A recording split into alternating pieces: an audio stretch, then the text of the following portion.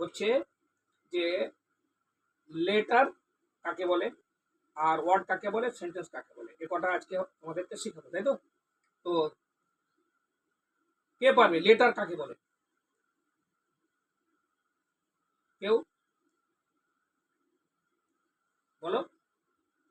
তাহলে আমি বলি, যখন আমরা কি লেটার, এক একটা লেটার মানে কি একটা অক্ষর, তাহলে এ থেকে জেড পর্যন্ত যতগুলো লেটার আছে, এক একটাকে অ্যালফাবেটের যে এক একটা অংশকে লেটার বলা হয়।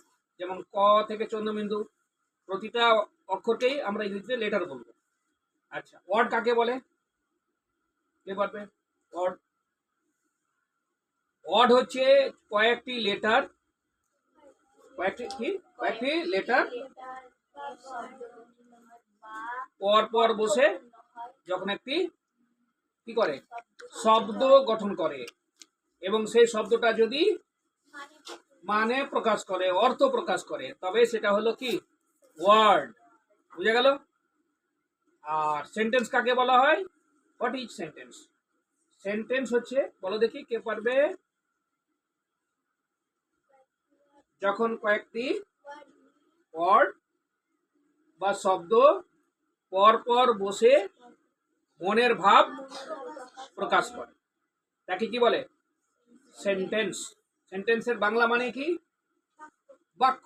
ইয়েস, বাক্য। তাহলে বুঝা গেল, কয়েকটি ওয়ার্ড পর পর বসে যখন একটি মনের ভাব প্রকাশ করে, তাকে কি বলা হয়? সেন্টেন্স বা বাক্য। উদাহরণ কে দিবে? উদাহরণ কে দিবে? যেমন যে অনেক কথা আছে, আমি ভাত খাই, আই ইট রাইস। তুমি স্কুল যাও, you go to school. You একটা কি ওয়ার্ড, গো একটা ওয়ার্ড, টু স্কুল। মনের ভাব প্রকাশ পাচ্ছে না? কেউ যদি বলে আমাকে খিদে পেয়েছে, আই ফিল হাংরি, তো এটা মানে কি? আমাকে খিদে পেয়েছে, আমি মনের ভাব প্রকাশ করলাম, তখন সেটা সেন্টেন্স।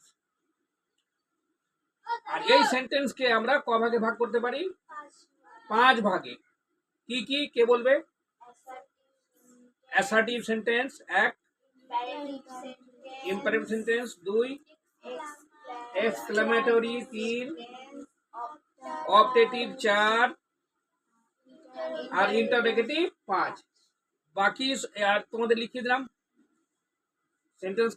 সেন্টেন্স আর 5 কাইন্ডস অফ, এটা I have taught you and you have written that in your copy। তো এগুলো করে আসবে, এরপরে নেক্সট সানডেতে তোমাদেরকে ধরা হবে। আর লিখলাম অ্যাসার্টিভ সেন্টেন্স কাকে বলে, তাই না? অ্যাসার্টিভ সেন্টেন্স কয় প্রকার, একটা পজিটিভ, একটা নেগেটিভ, একটা পজিটিভ, একটা নেগেটিভ। এর পরের দিন আলোচনা করব পজিটিভ কাকে বলে, নেগেটিভ কাকে। আলোচনা তো করেই ফেলেছি, কিন্তু তোমাদেরকে এর পরের সানডেতে, নেক্সট সানডে, হ্যাঁ, you have to give me feedback. তোমাদের কিভাবে পড়ে আসছো, কি পড়েছো কি না, তারই সম্বন্ধে প্রশ্ন করা হবে তোমাদেরকে, আর সেটা তোমরা বলবে। বেশি করে পড়তে গেলে কি হবে? প্রশ্ন উত্তর করা যাবে। তোমার তো মুখে আওয়াজই নাই, আওয়াজ না হলে তুমি ভবিষ্যতে ম্যাডাম হতেই পারবে না। তোমরা যে দেশের ভবিষ্যৎ, তোমরা এখন পড়ছো। আগে কি বলেছি তোমাদেরকে, কেউ যদি 6 ঘন্টা পড়ে এখন থেকে শুরু করে বিএমএ পর্যন্ত, ও ভবিষ্যতে বিড়ির ডালা নিয়ে বসবে না।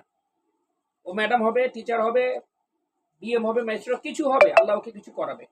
আর এখন থেকে কেউ যদি না ঠগা, মানে না বসে 6 ঘন্টা, 1 ঘন্টা পড়ে, 8 ঘন্টা পড়ে, আর যদি বলে যে পড়ে কি হবে, তাহলে কিন্তু সে জীবনে কিছু হবে না। জীবনে কিছু করতে গেলে এখন কি স্টুডেন্ট লাইফ, তো তোমাদের তোমাদের কি প্রধান ডিউটি? কি what is your first duty? কি ডিউটি তোমাদের প্রথম? Read and right and learn. তোমাদেরকে পড়তে হবে, লিখতে হবে, শুনতে হবে, বুঝতে হবে, এটাই তো তোমাদের কাজ।